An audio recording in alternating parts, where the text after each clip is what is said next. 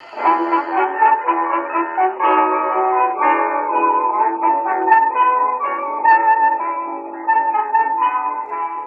everyone, welcome to yet another episode of Off the Menu. I'm Vincent Franchini from Tumler House, here with a penitential Charles Coulombe. Yes, I suppose you're right. Unless you're not observing Lent. No. I'm observing it all around me. In this place, people are being as penitential as you can imagine. Mm-hmm. Oh, yeah, so am I. Oh, yes. so are you. Oh, okay. Yeah. I am too. I'll have you know that, amongst other things, I have given up, and this will not sound like a big deal to you, but it is to me. I have given up whipped cream with my coffee. I didn't know you take it that way. Here, it's the thing in Austria. Kaffee mit Schlag. And it is so good. That makes sense because I always have whipped cream with my hot chocolate, so it would make sense. Well, of course, you have whipped cream with your Irish coffee. That's true too. Yeah. And let's not forget that by the time our adoring public see this, not only will they have been celebrating St. Patrick's Day, but they'll still be eating the day after. They'll still be eating what the day after? Corned beef. Ah, yeah. St. Patrick's Day is Sunday this year. That's true. Yeah. Well, not everybody. Our patrons, our big shot money men get this early access. Of course, they get special privileges. But everyone else, everyone else has to wait till Monday. That's absolutely right. Yep. And the day after Monday, the Monday following St. Patrick's Day, it will be the day after this. After you see this, in other words, it will be St. Joseph's Day.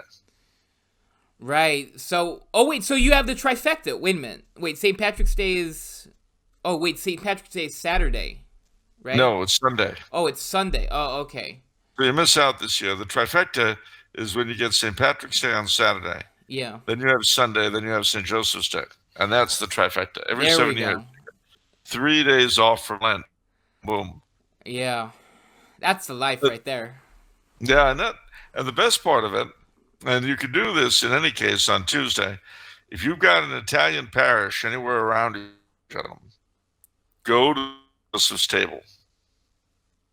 What's at the St. Joseph's table? Everything you can imagine.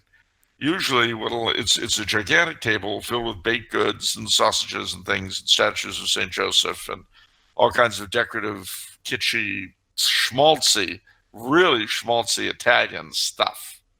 Believe me, when it comes to St. Joseph, the Italians know how to do schmaltz. I mean, gooey schmaltz. Both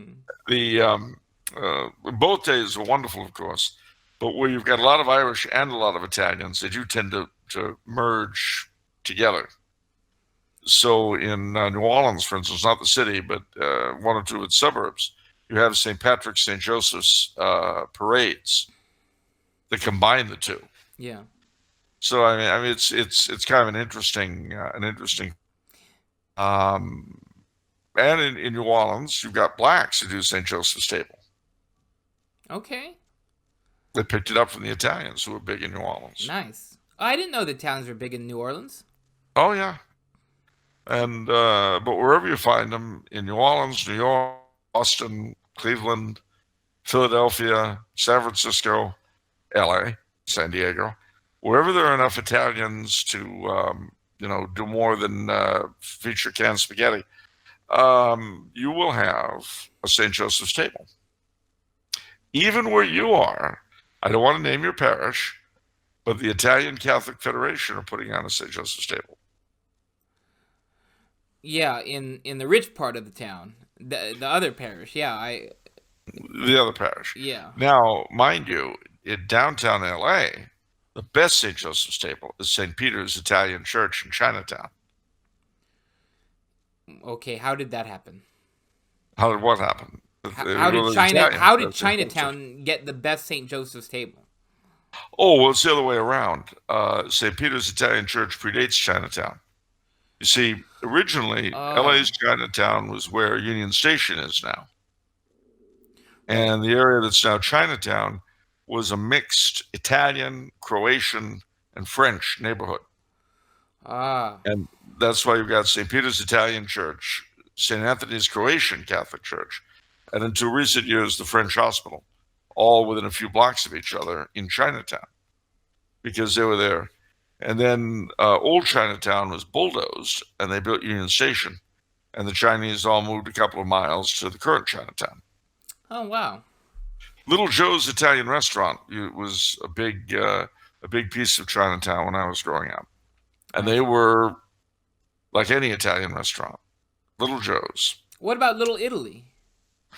We don't have one in LA. We did, and that was it.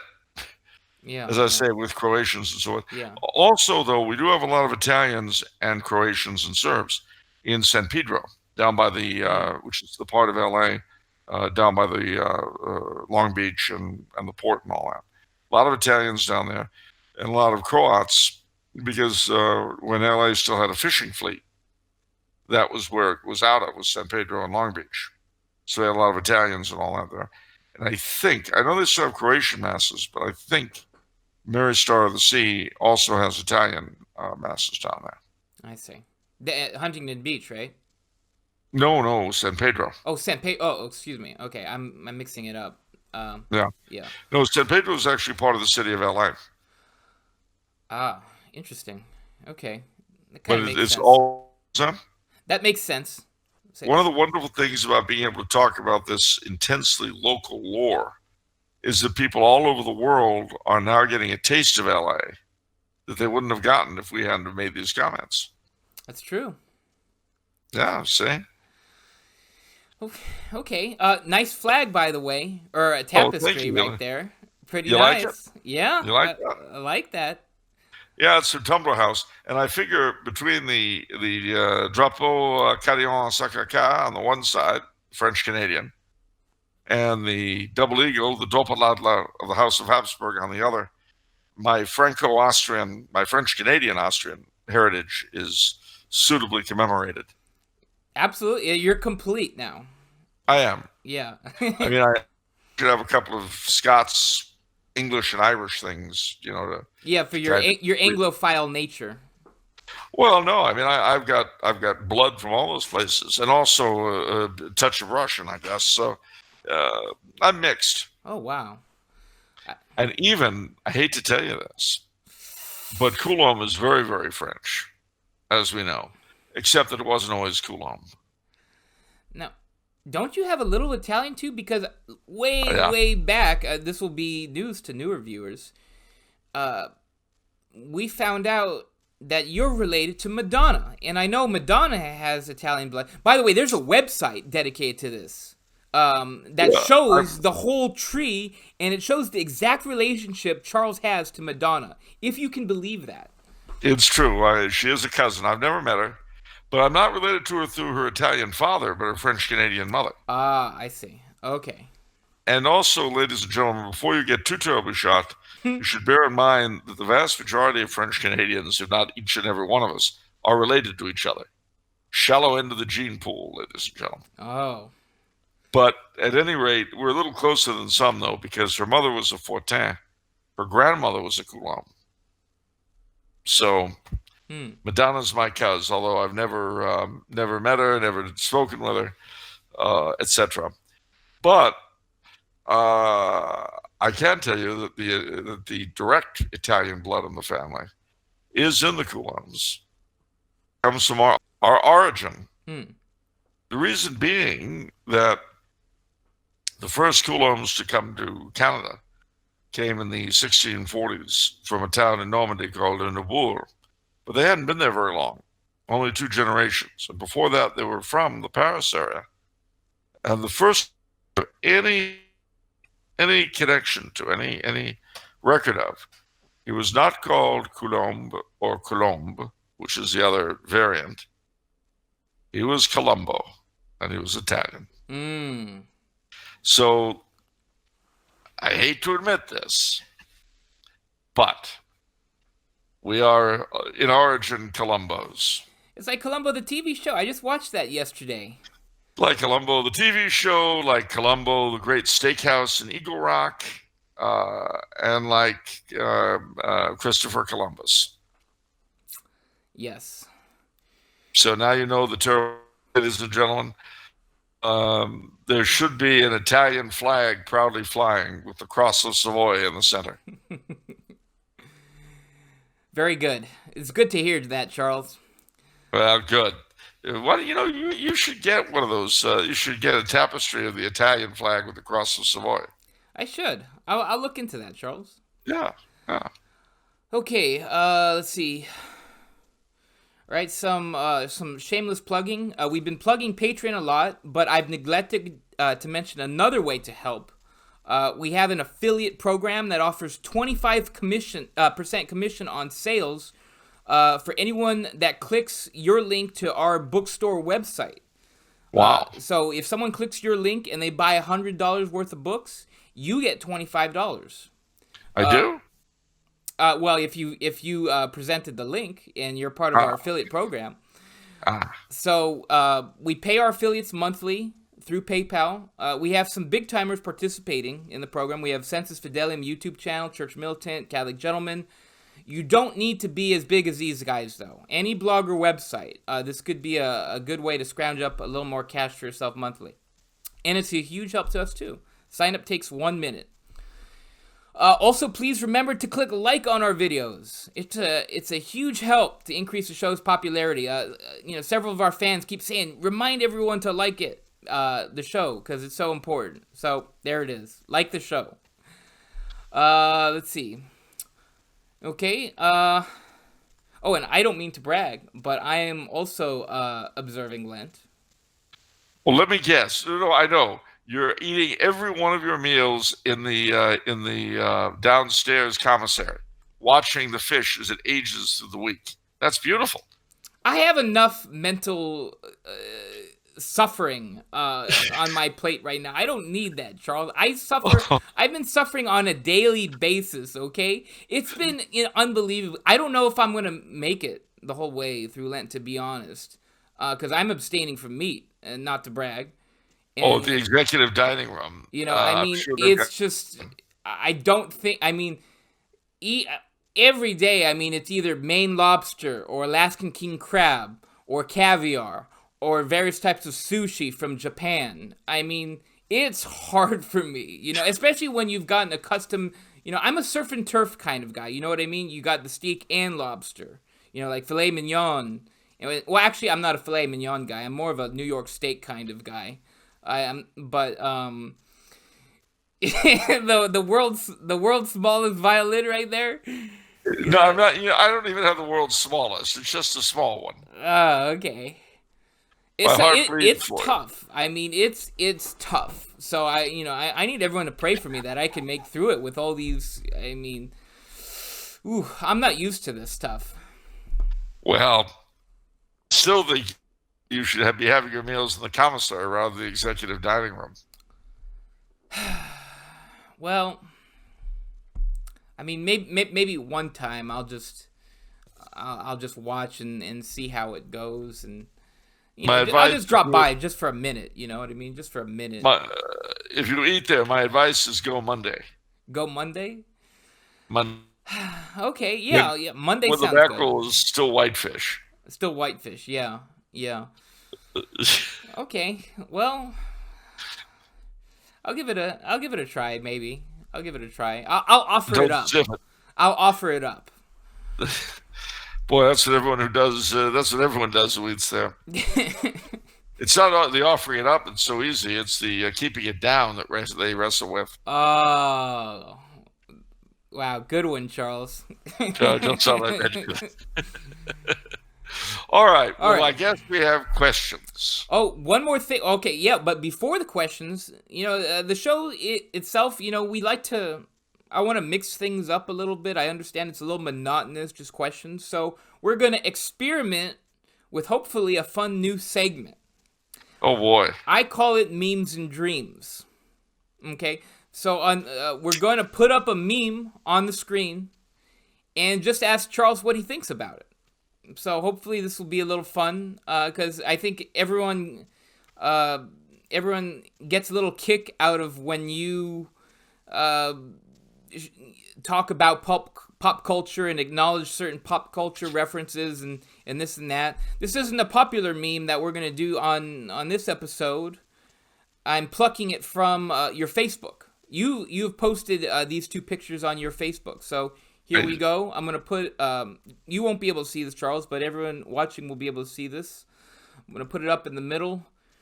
And there is a, and for everyone who's listening just on audio, on the screen is a very vanilla-looking girl on a unicorn-type horse, a white horse, and with a rainbow, and she says, "I will take what is mine with fire and blood." Yeah, the character is called Rainbow Bright. Rainbow Bright. There we go. Okay. And then for those who can't see her, she is excruciatingly cute. Her cuteness only exceeded in its lethal quality by her horse. And yeah, I have to admit, the juxtaposition of this truly terminal cuteness with such blood-chilling words, I fancy. That's like who's that character from Game of Thrones? Khaleesi? Daenerys? Is it Daenerys Targaryen? Yeah. Mother of Dragons, right? Yeah. It sounds like something she would say, with fire and blood. It does. It does. It's nothing at all like Rainbow Bright would say. In fact, I can't think of anything less like what she would say than that. Yeah. Okay, so we have a related picture on, and I'm going to put that up on the screen now. I guess it's Rainbow Bright again with a little puppy licking her face, and it says, "Those who would harm you will die screaming."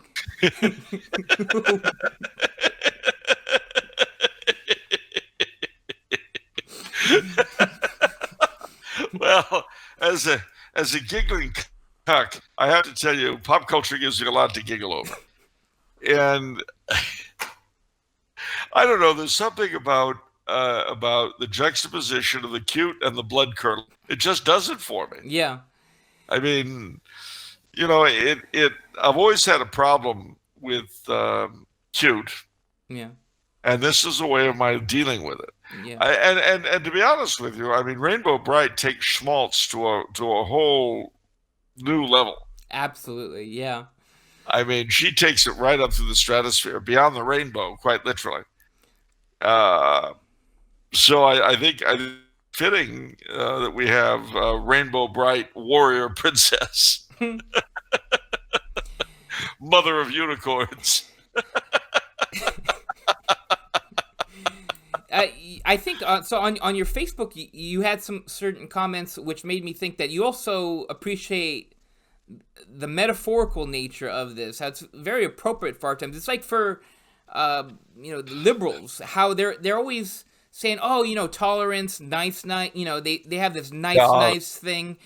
But then when it comes to dealing with conservatives and their enemies, they are blood curdling. They don't mess around. They will. It's a slash and burn, thing they've got going on. Kind of Rainbow Bright in Antifa. Yeah, exactly. I mean, they get very, very nasty, and they hound people, they attack speakers and all. I mean, stop and think about it for a second. All right. As you know, you've had everybody from Ann Coulter to what's his name, Milo with the Greek name. Yeah. And Nicholas Fox and all these guys. They have been chased college campuses, and But when was the last time you heard about that happening to a left-wing speaker or a communist speaker on campus? Yeah. When did you hear about that? I think, and mind you, these are the same people whom we're told need safe spaces. Yeah. So the little darling feelings aren't hurt. So how is it the same children who need safe spaces, when they hear ideas they're not comfortable with, don't mind going after other people whose ideas they don't like? But since we're on the topic of the country that used to exist and stuff, yeah. I hope you won't mind, but I recently, very recently, in fact, on February 2nd, I was reminded of the fact that George Washington and Lord Baden-Powell had their birthdays on the same day. And that led me to reread the old Scout Handbook, the one that I started the scouting program with. Okay. And there's something I'd like to read because it epitomizes what I was taught being an American was about. And I mention this because it stands in such a stark contrast, both to what scouting has become and what being an American has become.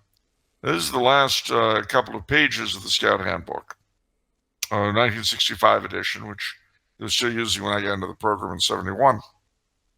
And this is the farewell to the scout, who now is a grown-up and won't be doing this anymore. It says, becoming a voting citizen. Whether you stay on in active scouting or not, what you have learned as a scout will be with you always. When you reach the age of voting citizenship, you will know the true meaning of democracy and of liberty, and will be able to carry out your duties to your country, obeying its laws, taking your place in the community. Not a thoughtless one. Keep yourself informed on the happenings of the day, in your own community, your country, and throughout the world. Learn how your country, your own state, your city, town, or village are governed, and find out how you fit into that government. Discover where that government is strong and where it is weak. Do your part as a citizen in the big task of upholding its strength and overcoming its weaknesses. But be prepared as well to do your part in such everyday things as obeying traffic regulations, living up to game laws when you go hunting or fishing, serving on jury duty when called, and many other things. Find out about our political parties and what they stand for. All of them, not just one. Vote those people into public office you feel best fitted to do what you think is right. That's the way to make democracy work, but don't stop there. Remember that America is not a gift that is freely given.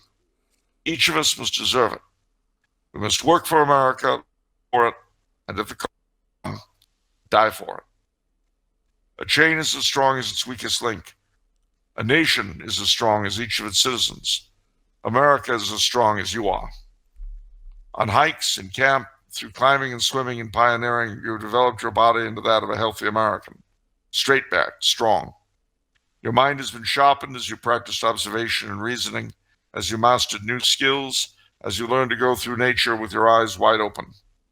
By following the Scout Oath and the Scout Law, you have set a high standard for yourself and have built yourself into the kind of citizen our country needs.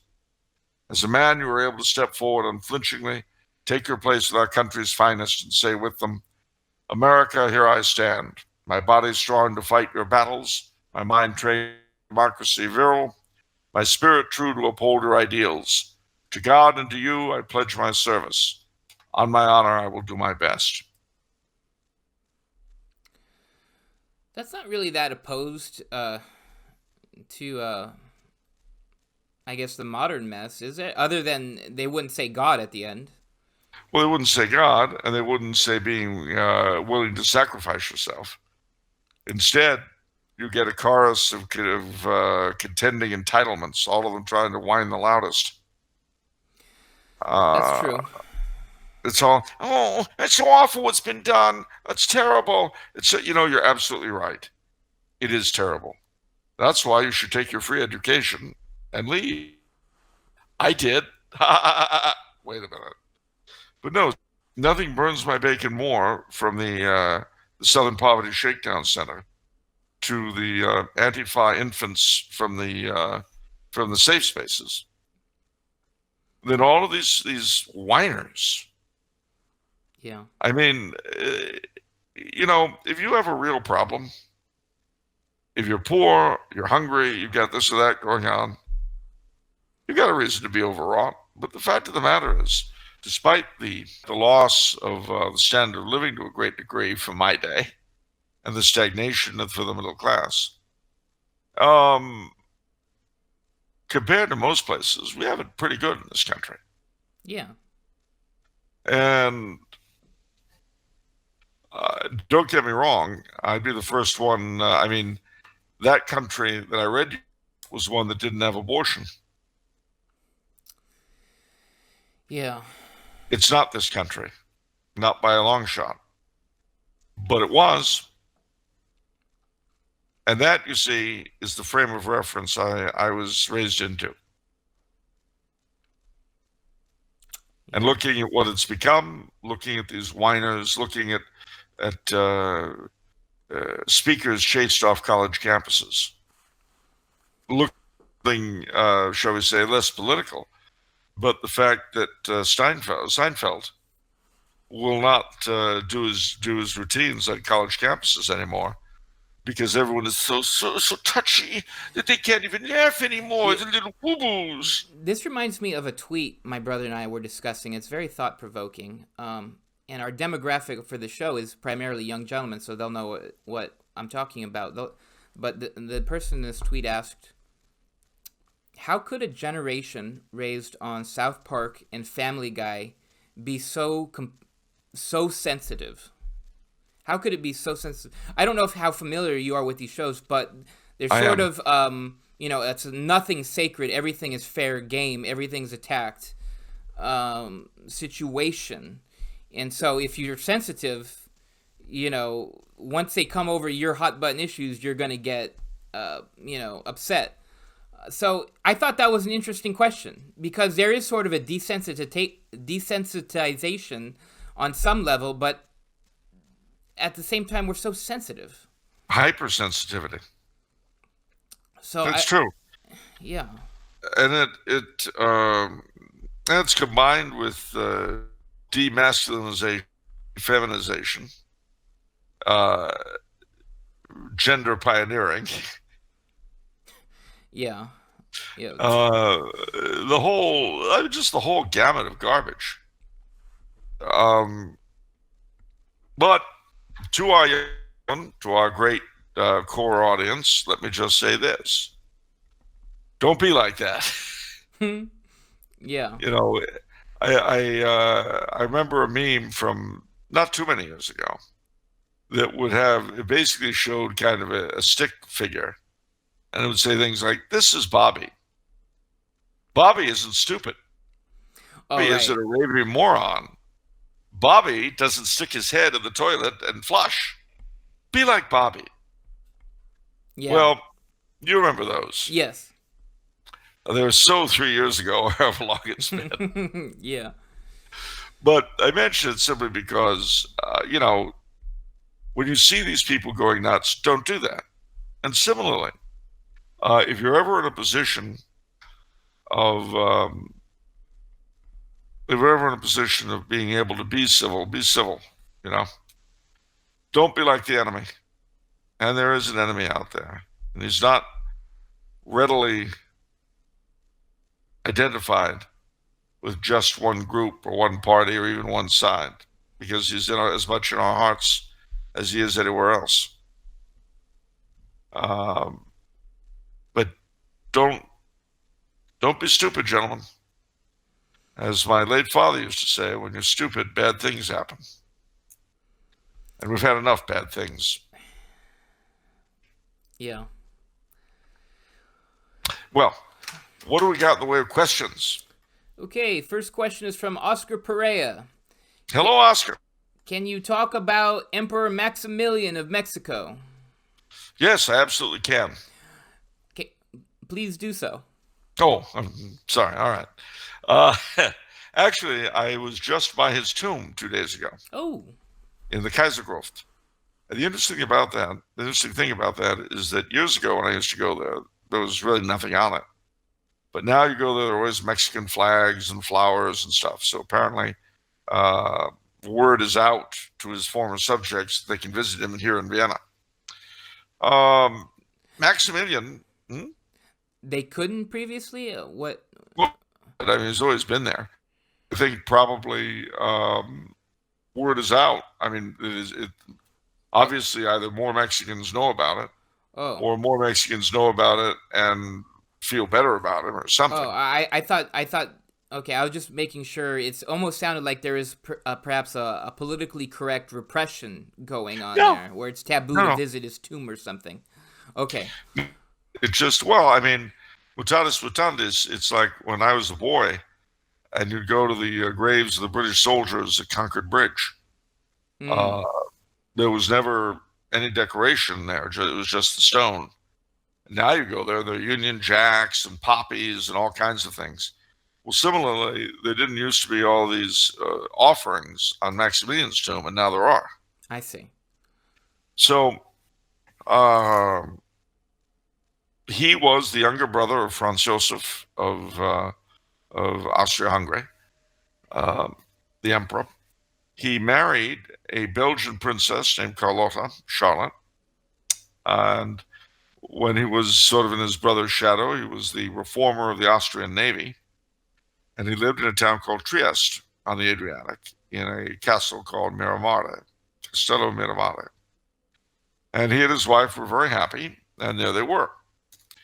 Meanwhile, in Mexico, something strange was happening. The Civil War between the good guys, who were called, strangely enough, the conservatives, and were maintaining the church and so on, and the bad guys, who were called the liberals. And they were headed by a man called Benito Juarez. Conservatives were run by a man called Miramon. Well, the liberals were anti-clerical and wanted to take over the church's property and limit its authority. And they may have been idiots personally, but they were able to defeat the conservatives because they were heavily armed by the United States, and the conservatives had no sugar daddy overseas. Well, Juarez becomes the undisputed president of Mexico, and he decided that in order to save money, Mexico was going to default on its foreign debts. Now, that really wasn't a smart idea. It never is. What it led to was the people they owed the money to, the British, the French, and the Spanish, deciding that's not a good plan. So what we'll do is we'll occupy Mexico's biggest port and collect all the customs dues and pay ourselves. And in 1864, that's what they did. They showed up and they took over Veracruz. But Napoleon III, the Emperor of the French, had bigger plans than just holding on to Veracruz and paying himself back. His idea was to conquer Mexico and put it under a friendly regime. Well, normally, because of the Monroe Doctrine, the United States would have intervened to prevent the three powers from taking Veracruz. But the United States were busy with something called the War Between the States. So they were not really in a position to pay attention to Mexico. And that was when the three powers jumped on Veracruz. Napoleon III, though, had in mind establishing a friendly realm for all of Mexico. And the British and the Spanish decided they didn't want any part of it, and they pulled out. Meanwhile, the Mexican conservatives came to Napoleon III and said, look, now remember, Mexico had had an emperor immediately after independence by the name of Agustin de Iturbide, who had actually been the commander of the Spanish troops. And when Spain adopted a liberal constitution, he and the rebel guerrillas of the hills made a deal, and Mexico became an independent empire. He tried to find a European prince to take the throne. Nobody wanted it, so he became Agustin I. And a year later was overthrown, came back to Mexico after he was overthrown, and was executed. So that was the first Mexican empire. But the Mexican conservatives figured that they should have a monarchy and asked Napoleon III to find them a suitable candidate. And he thought this would be a great idea because with French help, and conservative manpower, they would be able to take over Mexico and put in a government friendly to France and not so friendly to the United States. So he looked around and he settled on Maximilian, who was very ambitious. He wasn't going to go further than he already was.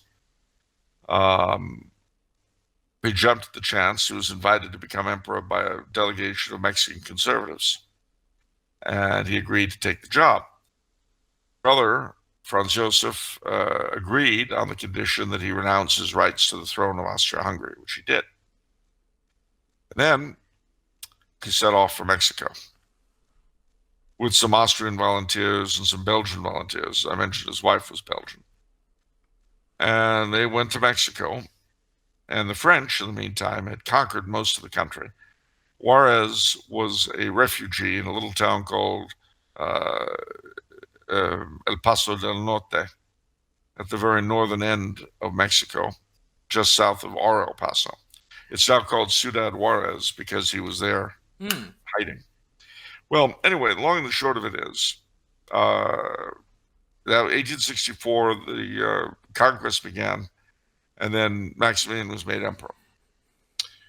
Well, in 1865, the Civil War in the United States ended. And as soon as the American government had the time to spare, they began rushing arms to Juarez, as they had done during the War of the Reform. And they pressured Napoleon III, which he did. So Maximilian was left with his own forces. Unlike the Mexicans in the War of the Reform, no source of ongoing funding and weaponry to compare with the United States. And so, in due time, he was defeated and captured by Juarez. His wife Carlotta had gone back to Europe to try to get aid. The other thing I should mention is that the imperial couple realized they weren't going to be able to have children, so they adopted the grandson of the first Mexican emperor, Iturbide, as their heir. Okay. And he has descendants now living in Australia. So the interesting thing is that they are, how do I put this? They're heirs both to the first and second Mexican empires. Yeah, I see. So at any rate, long and the short of it was that Maximilian was executed at Querétaro in 1867 by Juarez, but two of his generals died with him, Mejia and Miramon, who had been the president. Here's the interesting thing. Juarez offered the generals their lives if they would abandon their emperor. And they refused and died by his side. Wow. Now, he made some mistakes. He tried to conciliate the liberals, and all he did was erode his own support, because the liberals were not going to be bought by him under any circumstances. But having said that, as a man, he must have been something, or I highly doubt his two generals would have died with him. His wife, unfortunately, went mad, and she lived until 1927. So she was a widow for 60 years. Ooh. That's a sad story. Yeah. And the thing about it is that in 67, he was brought home by the same Austrian steamship that had brought him to Mexico. They brought his body home. And then, as we know, in 1887 or 1889, Franz Joseph's son, Archduke Rudolf, either killed himself or was murdered at Meyerling. In 1898, his wife, the Empress Elizabeth, was assassinated in Geneva. And then, as we know, in 1914, his nephew was assassinated at Sarajevo, knocking off the first. His great, the future Empress Zita, told the story of how as soon as they got the news, she and her husband, the future Emperor Karl, rushed to Franz Joseph's side. And he, referring to the deaths, the old emperor, referred to the deaths of his brother, his son, his wife, and now said, "Am I to be spared nothing?" And burst into tears, which was very unlike him. The whole very, very sad story. Yeah. Well, maybe the next question is less of a downer. Well, I don't know. Okay. Next question is from Todd Bird. What's the worst thing you know? What are the connections between Jacobitism and Freemasonry? Ooh. There are documented examples of Jacobite Freemasons, especially living in exile in France. But most troublesome is the claim that even Bonnie Prince Charlie was a Mason, or that he collaborated with French and Swedish Masons to regain the throne. As someone who is fond of the Jacobite mythos and claims, this revelation disturbs me. Well, don't let it disturb you too much. The fact of the matter is that Masonry, as we know it and as it's developed, is rather different, at least rather different how it was perceived in the pre-revolutionary 18th century. The fact is that there were spies and counter-spies dealing with the Jacobites by the British government in France and Italy and Spain, wherever they were. One of the ways to evade being spied upon was using the system of secret lodges. Initially, the Scottish Rite, as it's called, of Freemasonry, was primarily Catholic. That came to an end after the French Revolution, but that's the way it was. The Swedish branch of Masonry is fascinating all in itself because it, unlike most of the rest of Freemasonry, it pays at least lip service to Christianity. And that's because King Gustavus III of Sweden, who was assassinated in 1788, did not like the way Masonry was going in the last years of the 18th century. So he literally took over all the lodges in Sweden, rewrote the rituals to Christianize them, and just ran the show as his own, which is what makes the Swedish Rite different. It is, I've been told, although some have disputed it, so I don't know, I'll leave it to others who are more into it than I am, that alone of all the rites, if a member of the Swedish Rite is a Catholic, he doesn't have to leave the order, which is not true of all the rest of the Masonic orders. Okay.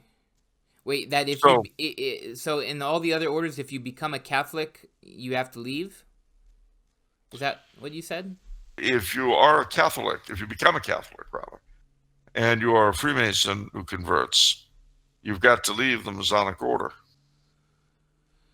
Okay. unless you're Swedish Rite. Okay. But A couple alarm bells went off in my head when, for some of the things that you were saying.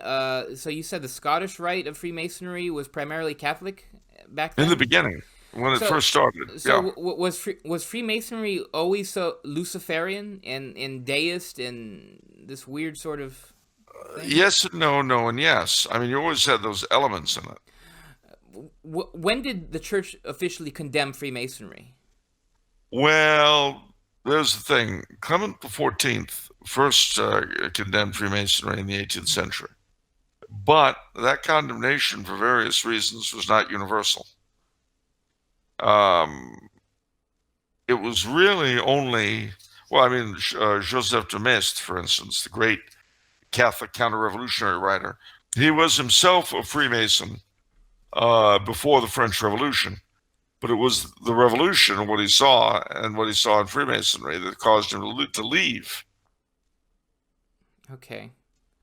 And so the papal cautions before the French Revolution became, because of the role the lodges had played in the revolution, it became general, shall we say. So you got to bear in mind, part of the problem with Masonry in those days is that as a secret organization, you only knew what you were told. You see, if you were part of a political conspiracy, as the Jacobites had to be, Okay. as the French revolutionaries had to be, as the American revolutionaries had to be, Freemasonry played a huge part in our revolution. Well, the lodge, with its secrecy, the local lodge, was perfect. Now, what's interesting is that today, they're supposed to be forbidden to discuss religion or politics. Now, how true that is today, I don't know. And if I were, I'd be sworn to secrecy and couldn't tell you anything anyway. Which is what makes, I mean, the problem with Masonry is that everyone looks at the whole Luciferian thing and all that, and they skip over the real problem. I say real problem in the sense of what most of us encounter, and that's its indifferentism. The idea that one religion is as good as another. Right. Or in the immortal words of President Eisenhower, I think it's absolutely essential that everyone have a church, and I don't care what it is. Well, isn't that sort of a daughter offshoot of the Luciferian element? I mean, that's... But again, it is, but the rest of its doctrines are secret. They could be anything at all. This is what's public and open, and what almost all of us have swallowed. Okay. This, I mean, let's put this another way. Let's say that on the one hand, I secretly plotted the overthrow of the government of the city of Monrovia. Okay. But publicly, I attacked the florist near my house as a purveyor of poison flowers. I got everyone to see that. Now, which of those two would be the easiest to see and, in a sense, the most dangerous? The easiest to see is the florist. Of course. And the most dangerous because whatever kind of skullduggery I might be pulling behind the scenes, the florist is going to have reputation ruined and lose his business right there in front of everybody. What I'm saying is, in terms of its results, the worst part about Freemasonry that we can know is its public teaching, indifferentism. Yeah. Because that's what we've all, I mean, I don't know how to tell you this, but I suspect that in the 300 odd years Freemasonry has been going, the number of freewheeling, open, self-Satanists has probably not increased that much. But the number of indifferentists has soared to the point to where the dear Holy Father himself could sign, although he didn't mean what he said, or didn't say what he meant or something, but he could sign a document affirming that God wills religions. That is a far greater triumph for Masonic ideals than all of the ritual in Washington could ever be.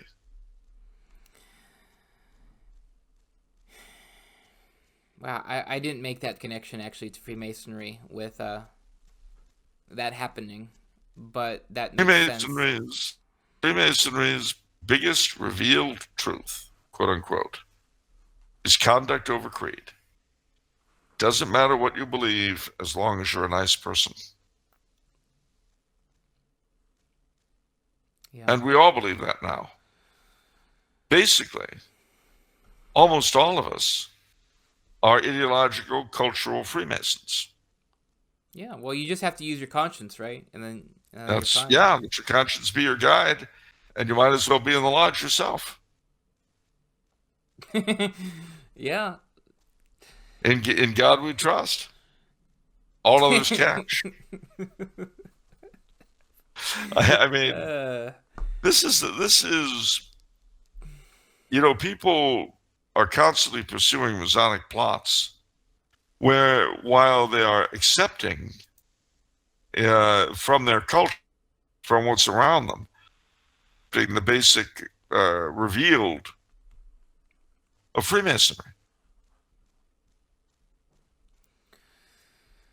I mean, this is what our Lord referred to as straining at gnats and swallowing camels. Oh, that's true. I don't know how to put this, but if most of us, the vast majority of us, have basically Masonic views, why do we babble about the order itself? I mean, the New World Order. The New World Order. I mean, you're not worried about that, really? Not in the slightest. Why? because it could all go tumbling down our heads with airborne Ebola. Yeah. There's all sorts of things God could do to shake our global civilization to its foundations. I mean, look, on the one hand, you and I are on the information superhighway as we speak. We are doing something that 10 years ago would have been impossible. But it is so fragile. The web of power that surrounds our globe is very wide, but very shallow.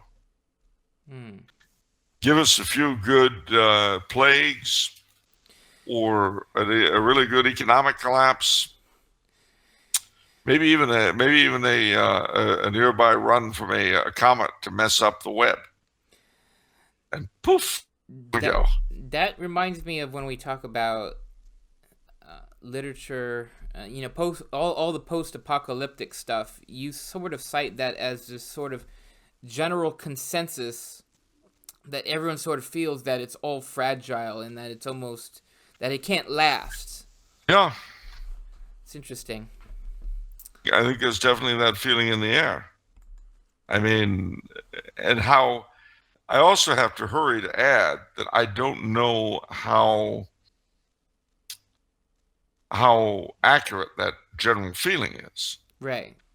I mean, in the 50s, the kinds of horror films they had and science fiction films reflected the national paranoia and fear. But what they were afraid of never came to pass. So, I mean, others, perhaps worse things came to pass, but not what they were afraid of. Yeah. So similarly, it may well be that the strange breakdown of our great global civilization that's haunting everyone's fears could be that won't come to pass. Okay. All right, next question is from David Thrower. What does Charles think of AOC? I guess that's an abbreviation for Alexandra. I don't even know. Cortez lady from Congress. Yeah. Ocasio-Cortez. Well, I think she's a rich chick who's found a nice way to get power and pretend to be poor. I mean, look, she's from Yorktown Heights. Please. I like that. You know, I as soon as she moves to Spanish Harlem, we'll talk. Okay. All right, next question is from Nicholas Williams. I have been a supporter of the Old Mass since I first discovered it in college. Even before I attended it, I knew it was the ideal. Only recently have I been able to attend every Sunday. Today, the first day of Lent, ashes were distributed after Mass. I have never seen this in the Novus Ordo. It has only ever happened on Ash Wednesday. Can you explain the discrepancy and also discuss the tradition of imposing ashes in the church? I sure can. Please do so. No. Well, basically, traditionally, they were quite aware that some people couldn't make it to get their ashes on Ash Wednesday. So the first Sunday in Lent, if you hadn't made it to Ash Wednesday, after Mass, you go up and get your ashes. And that was just, it was purely, there's no significance to it except the understanding of the church that some people work on Wednesday. And don't forget, too, that actually, although Ash Wednesday is in a sense the beginning of Lent, that's when our penances and all that, strictly speaking, in terms of liturgy, Lent doesn't really begin until the first Sunday in Lent. Okay. Ash Wednesday and the Thursday, Friday, and Saturday following it are really part of Septuagesima. I see. But I mean, it's kind of a weird thing because we observe them as though they were part of Lent. And one of the things people used to say is that those 4 days buy us 4 of the Sundays in Lent. That's a good point. That's a very Yeah. good point. Yeah. They don't buy the other two, but they buy four of them. And the thing is too that you want to start Lent in ashes, and if you can't do it at Ash Wednesday, well, then you're doing the first Sunday in Lent. Ash Wednesday, remember, is not a holy day of obligation. Right. The way my family always did it, it felt like it. Actually, I actually didn't know until a couple years ago that it was a holy day of obligation. You mean that it wasn't? Or that it was not, excuse me. Yeah. Yeah. How did Ash Wednesday start originally? Oh, heavens. Good question. The answer is, I don't know. It's a remnant of the old penitential practice of sackcloth and ashes, which, we hear about. Yeah. The people who are trying to themselves in ashes, they put ashes in their food and so forth. So it became kind of an obvious thing to open up Lent with ashes. When did those things begin? Sackcloth and ashes. Oh gosh, very early. I couldn't tell you early.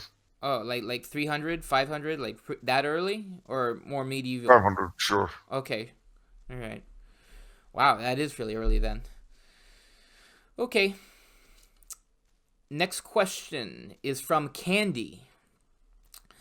My kids are telling me that AB negative blood type people are said to be either related to biblical giants or Jesus. What's that all about?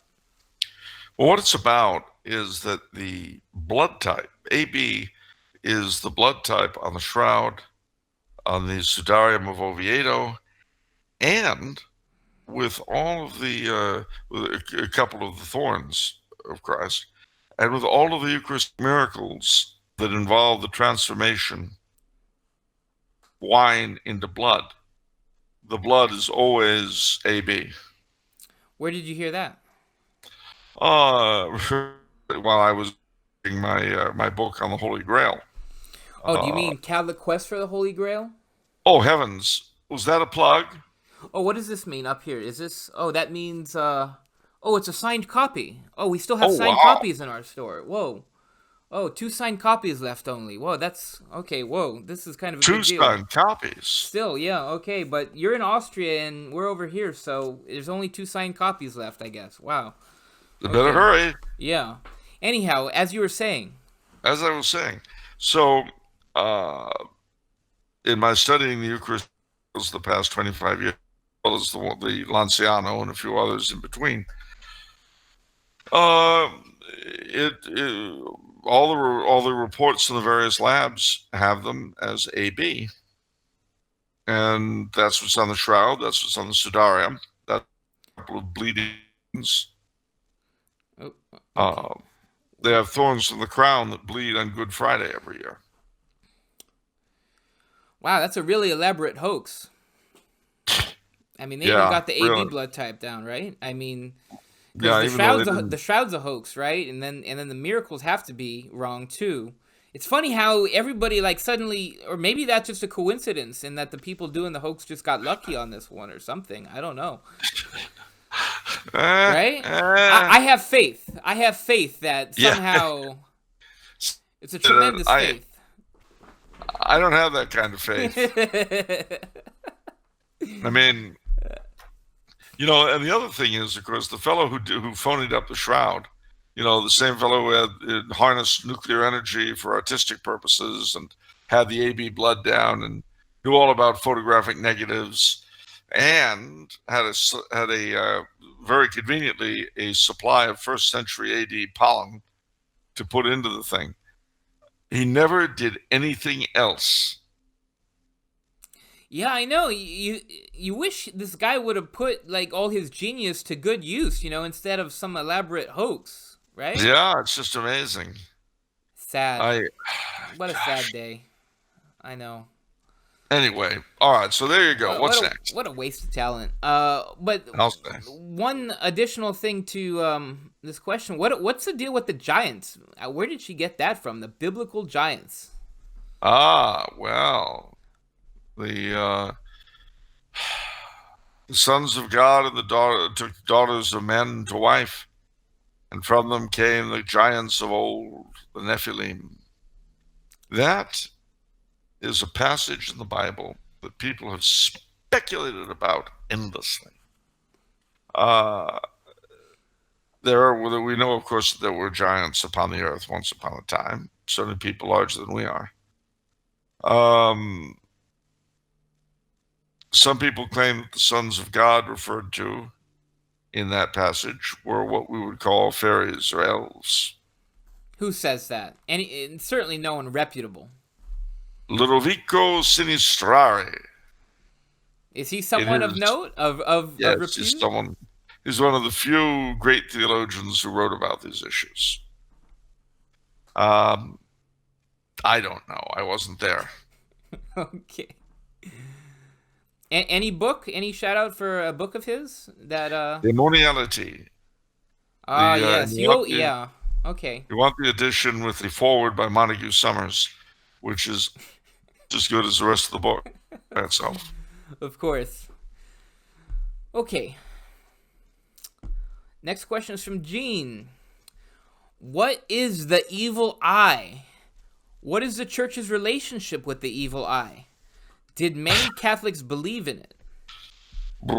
Yeah, what is the evil eye? I always thought that just when someone gives you a hard stare. That comes from, really give me the evil. A saying that comes from the folk belief amongst cultures, Catholic and non-Catholic, and non-Christian. It's basically the idea that witches and other nasty people can cause damage to crops or animals or children by staring intently at them with evil will. Ways to guard against it, funny hand signs and things. Different charms you might wear, or the sacramentals. As to the church's view on it, the church doesn't have a view. Some priests will tell you that it's just superstition, and of course, if it's superstition, you oughtn't to have anything to do with it. On the other hand,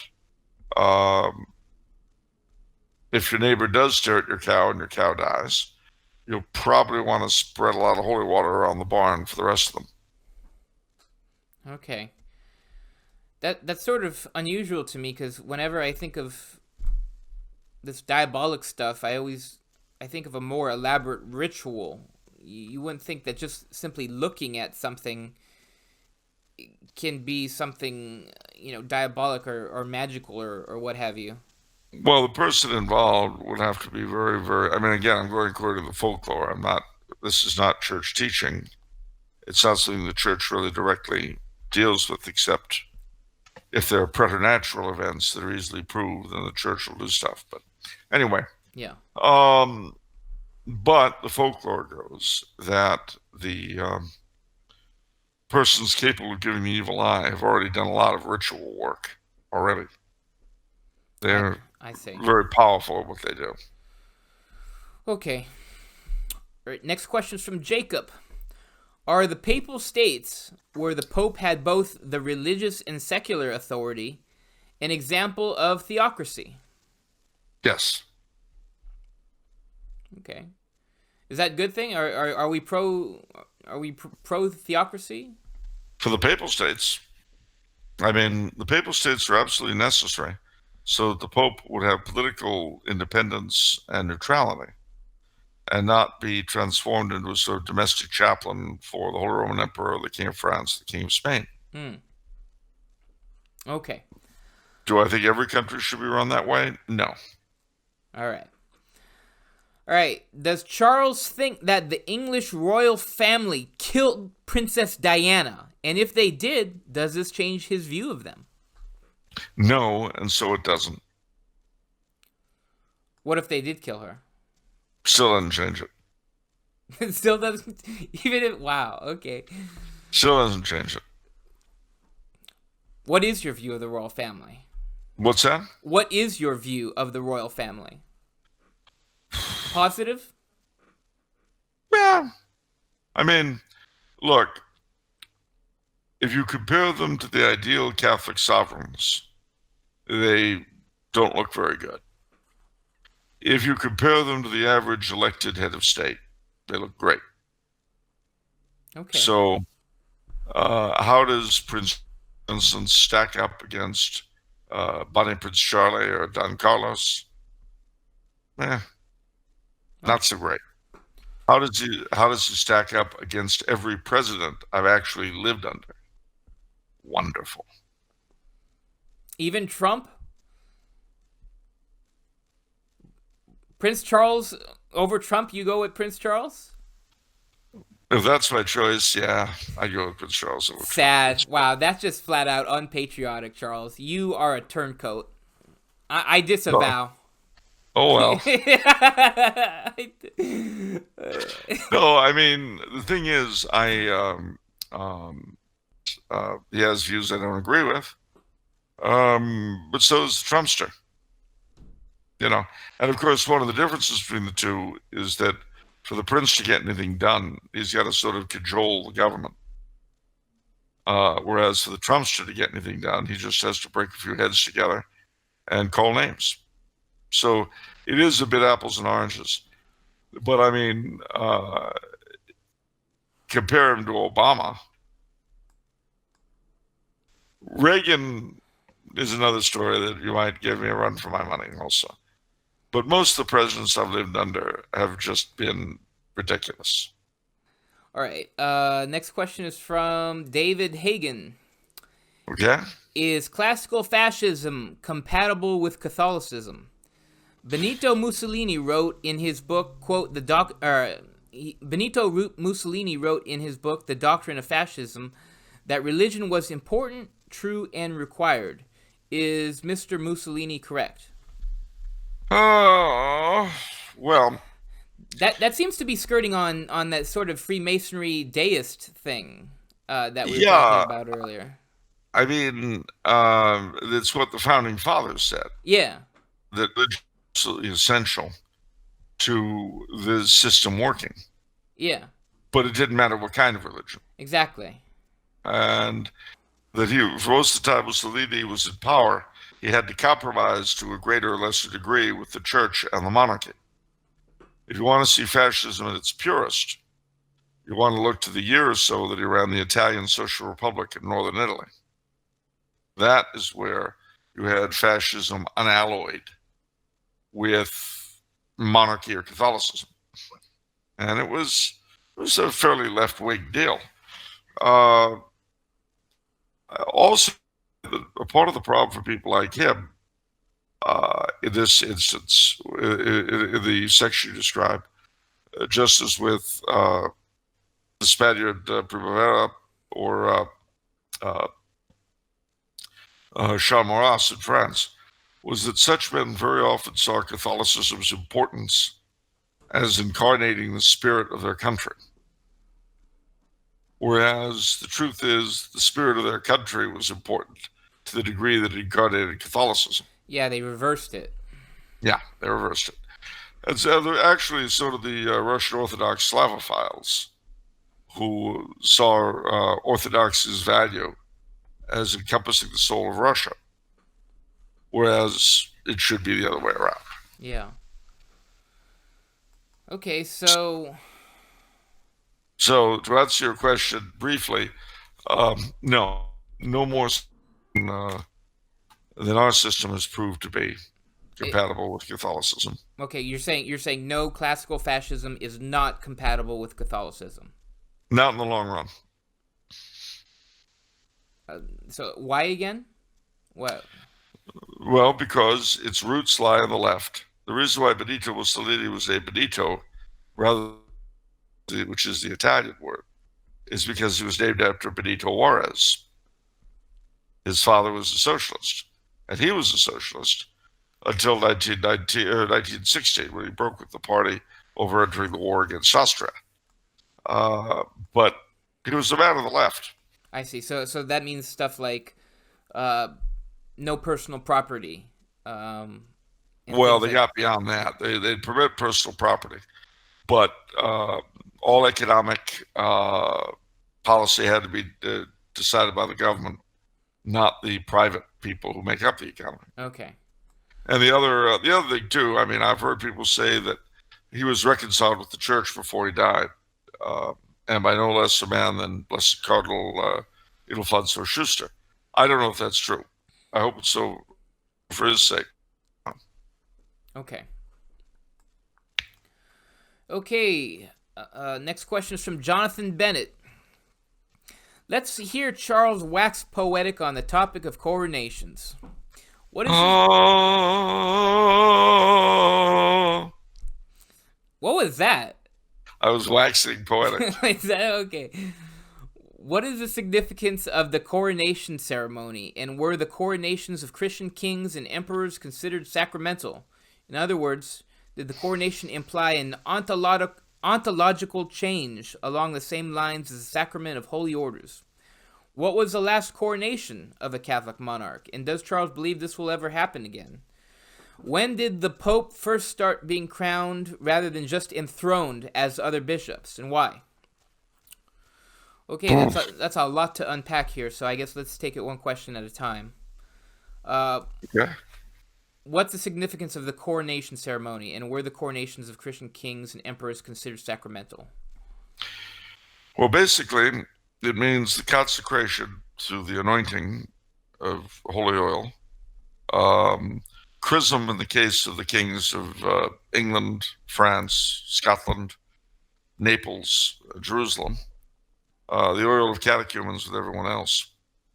But as with the use of on confirmands, on bells, on anything you're consecrating, it meant the withdrawal of that person from former use and his consecration to something greater.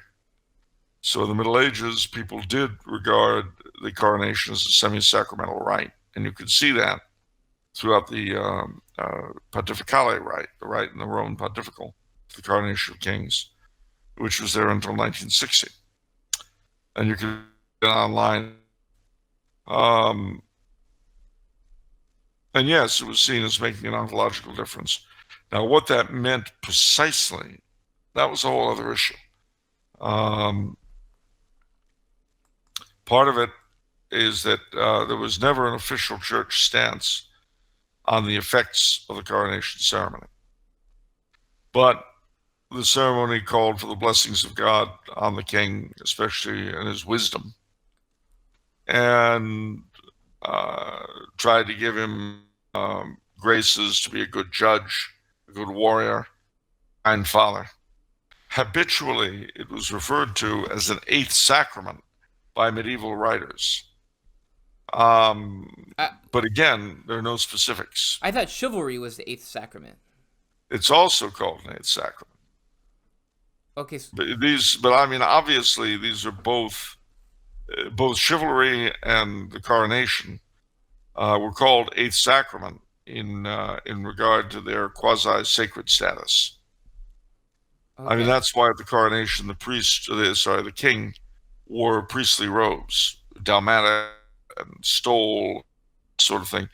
Not only that, several of them were enrolled in a particular Roman cathedral. So the Holy Roman Emperor was made a canon of St. Peter's. The King of France, and today the President of France, was made a canon of St. John Lateran. King of Spain of St. Mary Majors, the King of England of St. Paul outside the walls.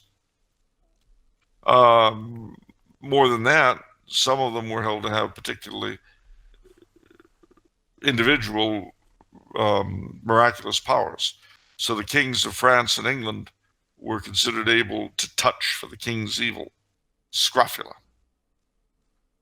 The King of Denmark in the Middle Ages was believed to be able to cure epilepsy. King of Spain to exorcise demons. And the Holy Roman Emperor was believed to have some sort of control over the weather, which is why to this day in Central Europe, warm, sunshiny day, Kaiserswetter, emperor's weather. This is just folk tales and superstition. There's nothing to this. My answer to that is, yeah, like the one about everyone goes into the voting booth and the very best possible person comes out. And we all matter and are because we vote. There's a superstition for you. and one continually disproved by regular experience. Well, one good superstition deserves another. That's right. Okay, what was the last coronation of a Catholic monarch, and does Charles believe this will ever happen again? The last Catholic monarch to be crowned was Emperor Karl Of course. as King of Hungary in 1916. Although one could make the argument that it was really Paul VI How's in that? 1964 or 63. How is that? Because he had the papal coronation and he was the sovereign of Vatican City. Or you could do something really funny, because with the exception of the coronation oath, the form of the British coronation was approved by the Pope for James II back in 1685.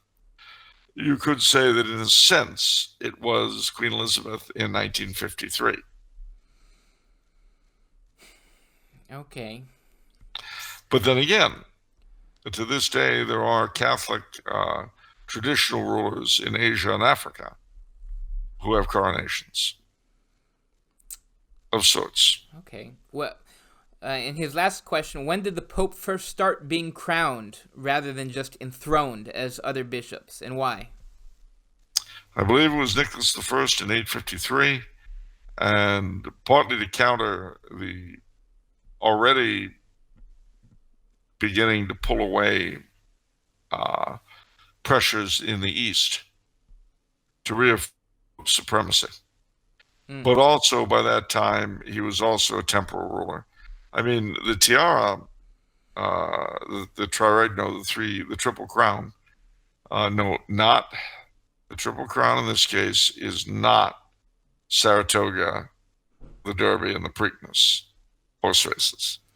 Those are also the triple crown, but it's not this triple crown. This triple crown could refer to several things. One of them that's cited is temporal power, spiritual power, and the mixture of both. I see. Okay. And of course, the last one was Paul VI. So John Paul That's I, still Paul. John Paul I did away with the coronation? Yes. Oh, he just. So what do you call it now? An inauguration or something? Yeah, an inauguration like President Trump had. Oh, and the question, I neglected to answer the question about, do I think it'll come back? Right. Yes. Why? Because Catholic monarchy will come back if the world lasts long enough. Okay. So it's more on faith than as a historical analysis and prediction. Yeah. I mean, if I were to go purely from historical analysis and prediction, I would say that if things keep up as they are now, in 100 years, we'll all be squatting in the dirt in our underwear. Okay. Sort of like Idiocracy, basically. The movie. But without the brains. But without the brains? Yeah. Okay. All right. Our last question today is from Theo Howard. Could you please talk about Carlism and its defense of a sacral society? What accounts for I sure could. What accounts for its extraordinary longevity compared to other Catholic traditionalist movements? How could it be said they won the war but lost the peace in relation to the Spanish Civil War? Well,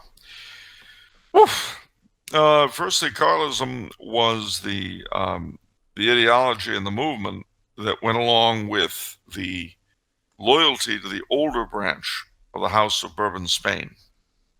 You see, in 1837, Fernando VII of Spain, who, by the way, funded and founded the Church of Our Lady of the Angels in downtown Los Angeles. Ooh. Just thought I'd mention his real importance. Well, you know, everything has to come back to L.A. Of course. Right. The big nowhere. The big nowhere. Shimmering there under the hot, punishing sun. Offering joy and happiness to all. Paradise on earth. as we're Yes. told in L.A. Confidential. Yes. The L.A. cops walk on water. Anyway, uh, come to Los Angeles. Anyway, uh, he did do other things, I found, but unfortunately he had no sons. Now, according to the Spanish law of the time, the Salic law, the crown should have gone to his brother, Don Carlos, but he wanted his daughter to get it instead. Now, the Bourbons had the Salic law, but prior to them, the old Spanish monarchy had not, which is why we had Queen Isabella of Spain. You remember she hot her jewels back in 1492 and set up Christopher Columbus to be smacked around on Indigenous Morons Day. Whoa. What? Okay, you're gonna get put on some list. Okay, sorry, Indigenous Heart Cutters Day. Anyway, what? No, they absolutely. They spearheaded, I mean, they basically pioneered open heart surgery, am I right? They sure did, and they didn't even need a survival rate. Surgery is a lot easier if you don't have to worry about killing the patient. That's true. It's no pressure. No pressure at all. Those high priests, I'll tell you what, a lot of the doctors of today would have envied them. It's like abortion, you don't have to worry whether or not the primary patient lives. If you kill the secondary patient, of course, then you got a problem. But anyway, so what should happen? But that Isabella had been reigning queen in her own right. But when the Bourbon came to control Spain after the War of Spanish Succession, they had the Salic law, and so it went down to Fernando VII. But he wants his daughter, not his brother. When he dies, his brother and his successors turn out to be the conservatives in Spain. The liberals backed the daughter. The conservatives backed the brother, Don Carlos, which is why they were called Carlist.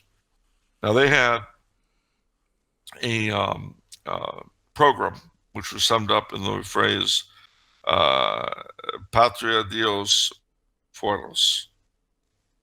Patria meant the traditional institutions of the Kingdom of Spain. Dios meant God and the Church and their continuing dominant role in Spanish life. El Rey meant a traditional king, not a figurehead.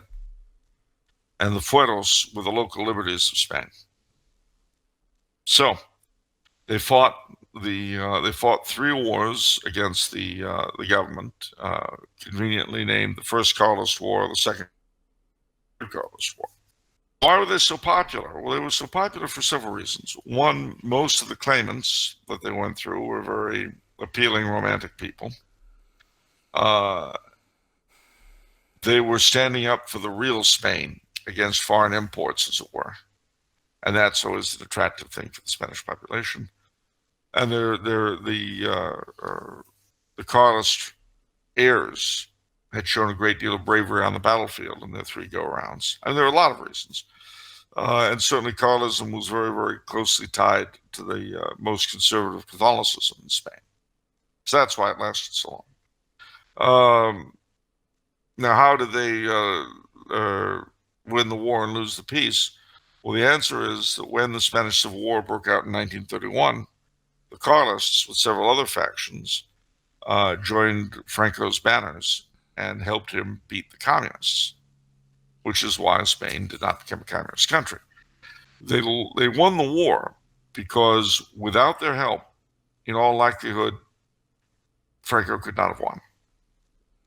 They lost the peace because literally nothing of their program was adopted by the victorious fellow. Their reign of kings was not known after, but the Alfonsino line. The old fueros were not restored. When Juan Carlos king, the place of the church in public life in official life was kicked out, really, chiseled down. And the current king is barely Catholic at all.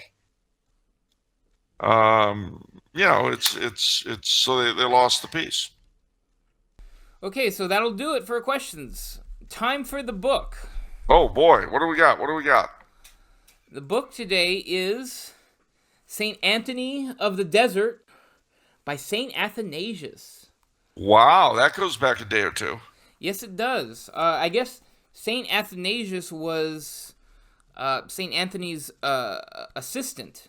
A lot of times he saw him a lot. And I guess Saint Anthony of the Desert. His other name is Saint Anthony the Great, as well. Yeah.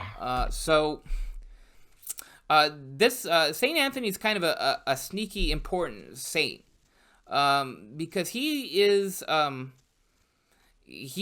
one of the big figures in what is the from the Desert Fathers. He's one of the big names.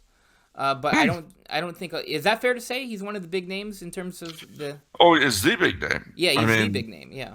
St. Anthony was the father of monasticism, which is why there are several kinds of monks in the East, amongst the Maronites and the Chaldeans and so forth. And they're called Antonians because they're not Basilians under St. Benedict and St. Benedict. Antonians because their rule is supposedly based on that of St. Anthony. Now, St. Anthony had a friend called St. Paul the Hermit. And so, because later St. Anthony had people gathering under him, he's also called St. Anthony the Abbot. And so they say that St. Paul the Hermit was the father of eremitical life, and St. Anthony the father of cenobitical life, which means monastics living in community. So he's huge. Yeah. And of course, St. Athanasius actually knew him. Right. During St. Athanasius's problems with the Arians, once or twice, I think, St. Anthony came out of the desert to preach. Yeah. So let's see. I read this book a couple years back, and this book really is the one that ignited my devotion and admiration of the Desert Fathers. The hermits are sort of my favorite, most particularly, actually. Well, he's not a Desert Father per se, but Saint John the Baptist was also a hermit, and one of the reasons why I have such admiration for them is I've always regarded them as sort of the pinnacle of Christian living. I mean, their life is a complete renunciation of all the comforts, of living. We have machines that condition the air. We have food on demand. We have entertainment on demand. They don't have remotely anything close to that, and they didn't want that. And so I guess they encouraged me so much because they have such a strength to live in those conditions, and that encourages and inspires me not to live in the desert, but to have the strength to bear the crosses that come my way in life, and to bear it with patience. So they inspire me in that sense, and that's why I think they're so important. Is they're such a model for us in that way.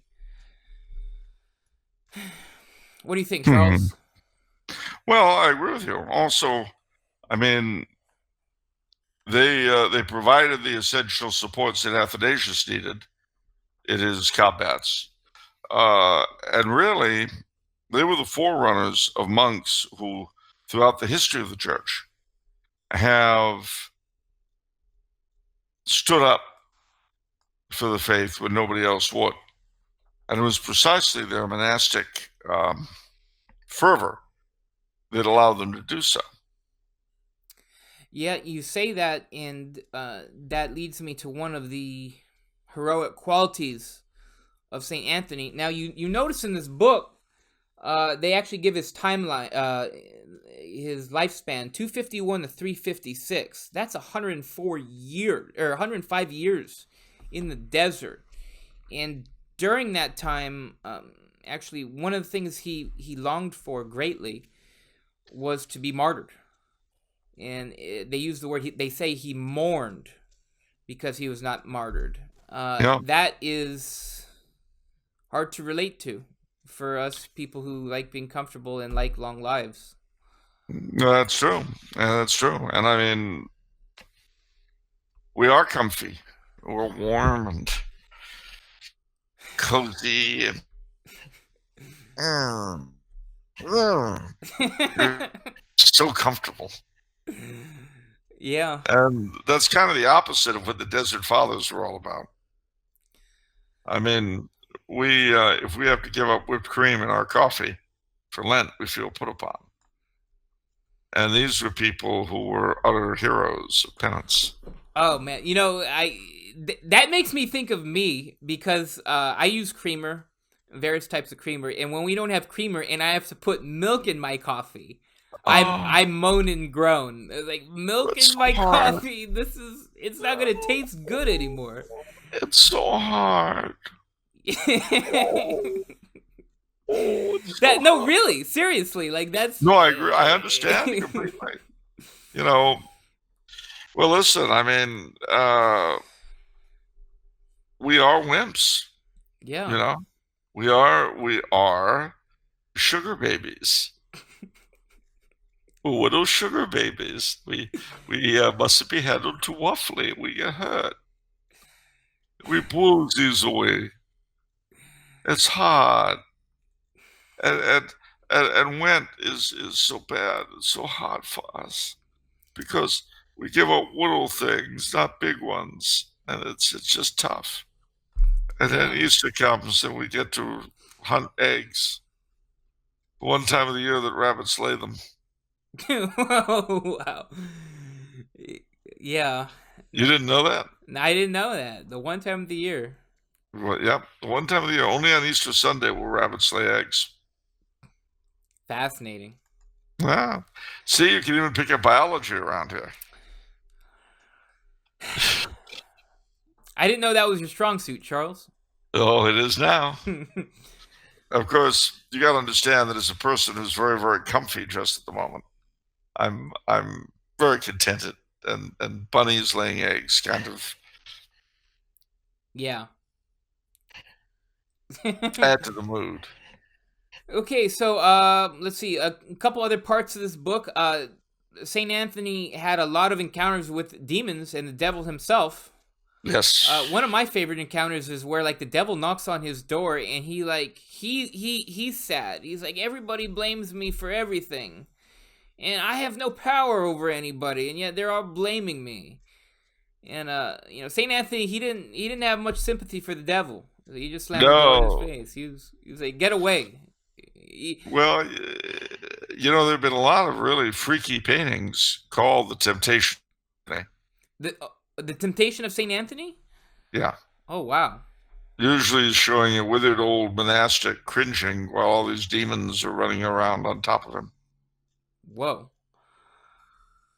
Ooh, yeah, they're so that's interesting. So I think Saint Athanasius speaks on several different things. So I think Saint Athanasius is able to drop some wisdom in the book as well on some matters. Let's see here. That's about it. It's a short little book. I in the Tumbler House bookstore, I think it's $7 or $8. This nice little book, appropriately Lenten. So go on and buy that. That'll do it for this episode. Any last things, Charles? Well, yes. Easter is coming, and before Easter, it'll be mid-Lent and Laetare Sunday. You know what Laetare Sunday means? It means rose-colored vestments, not pink. Old rose, right? Isn't it old rose? Old rose. Yeah. It's not pink. You got something against pink? I do investments. And I think of our good friend Mike Dykes. One year I had to kind of hold him in the pew because the priest came mincing out. And he gets up in the pulpit and he says, and I quote, "I've always looked pretty in pink."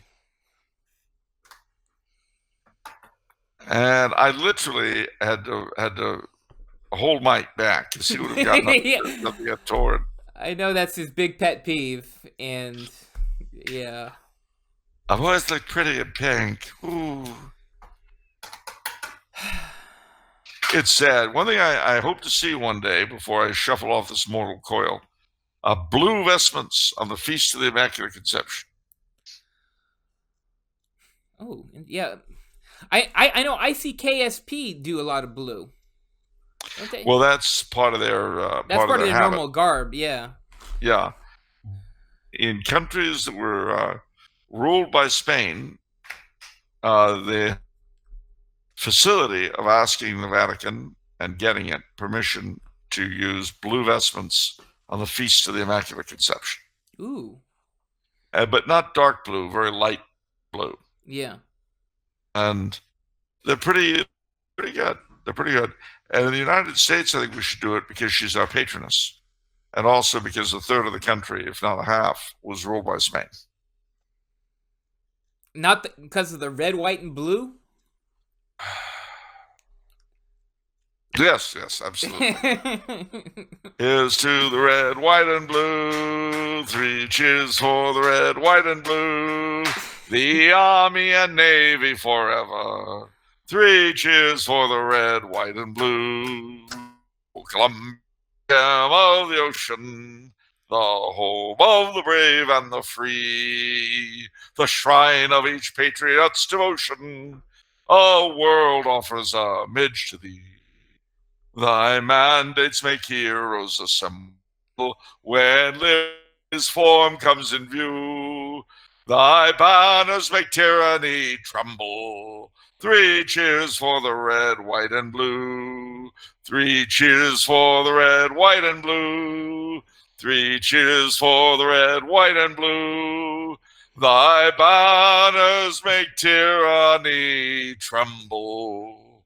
3 cheers for the red, white, and blue. Very nice, Charles. That's a good send-off. All right, lest you thought I'd forgotten, in this far land, we still remember we who dwell in this far land beneath the trees, thy starlight on the western seas.